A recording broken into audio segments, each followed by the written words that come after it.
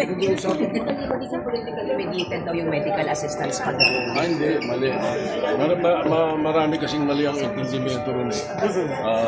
Una, well, ito pwedeng i-verify nyo lahat kay Senator Gatchalian. Pero una, lahat ng government hospitals, kaya namin biniplano matagdagan pa rin yung budget ng PhilHealth. Full lagi. 200% on the average ang capacity, ang laman.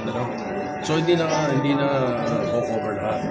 So ang plano dito sa MAE, i-allow ito sa mga private hospitals para pwede mag-private hospital ang mga indigent patients. Lahat na mahihirap pwede accommodate sa mga private hospitals. Habang tinatayo pa, ito gusto pa natin i-expand ang mga government hospitals nationwide. Kasi sapagkat napakaraming probinsya na walang government hospitals na mga ay malalaki at kaya silang So hindi basta yan. Hindi yan pork barrel. Hindi namin iaalaw magkakaroon.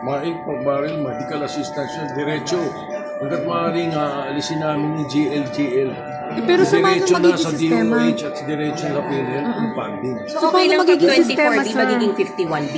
That's okay? Na doble, ganun kalaki po. Aba yun ang kailangan doon sa mga private hospital. Mas mahal ang private hospital kaysa sa mga government hospitals.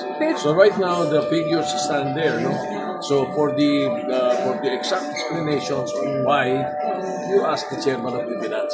Pero sir, Yung Farm to Market Road, papayagan ba niyo ba yun, sir? Meron ding explanation si Senator Pangilinan. Sabi niyo, kasi sa aming culture.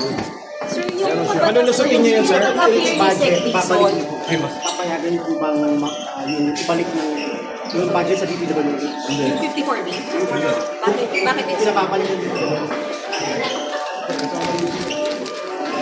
Sir, tsaka Ilan naman ang sa election game na meron na kami usapan kung anong gagawin ko. Si Para at Senator Gatchalian. Sa chairman ng finance. Briefing na kami, binibig na kami kung ano yung yung pag-appear ng isang cabinet secretary sa BICAM, is that okay? Is that allowed? BICAM na yun, SP, di ba? walang problema. Okay lang. Because, sa lahat naman ng ayoko, yung isang member lang na Senate at isang member lang ng House ang ma-attend ang BICAM.